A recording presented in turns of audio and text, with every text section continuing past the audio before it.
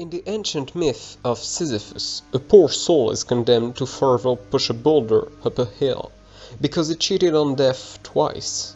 In our modern world, this task is considered futile and laborious. But what if that Herculean task was fun? What if this task was made of super fun combats against a randomized hell and the creatures that inhabits its rooms? What if every time you died, instead of just trying again with the same specs, your character was a little bit stronger, with the help of allies and enemies that remember your past attempts? This is the gaming experience of Hades, a roguelike, godlike depth in Greek mythology, developed by Supergiant, and the game is so good it makes going to hell a joy. In this game you play Zagreus, the son of Hades, who wants to escape hell because of his father. Zag will have to deal with a wide range of enemies that fill the 45 randomly built rooms that spread across hell. Fortunately, Zag is a skilled warrior, who can choose at the start of each escape attempt a weapon out of 6 infernal arms, which all have at least 4 variants. This is one of the reasons for the epic replayability of this game. He can dash to get out of trouble, or to get in a more advantageous position, and let me tell you, the game is moving so fast, with so many enemies, it is hard to avoid spamming the space key to get out of the million dangers that fill every room. This might seem hard, but once you get used to it, it is so enjoyable to play that fast with all the styles of combat that exist. Every single one of those moves is simple, but the execution needs to be precise and fast, as every enemy will inflict damages if not dealt with cautiously. This implies that fighting well with the young fire-stepping prince requires a delicate balance between risks and rewards.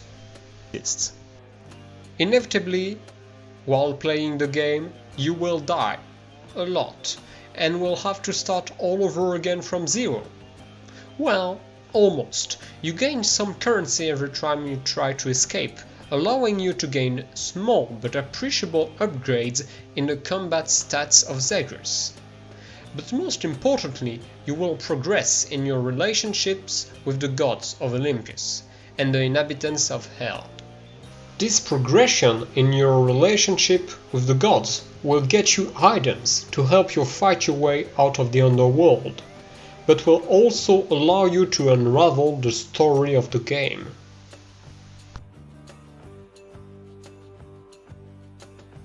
The player develops a real attachment to the characters of this game.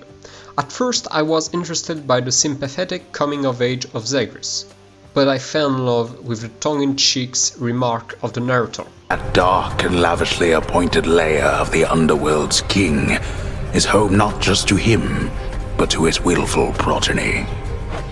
You know I can hear you, old man. Most of the interest of this game lies in the interactions between Zag and the deities and mythic figures living in hell, like Achilles, Orpheus, Theseus, and more. These interactions can be unlocked using gifts that the player chooses to give to one character, giving access to backstory reveal, world building, or even side story quests. I must say, Supergiant did a really good job using the persistent relationships between Zagreus and the gods as a tool for the player to use when trying to escape.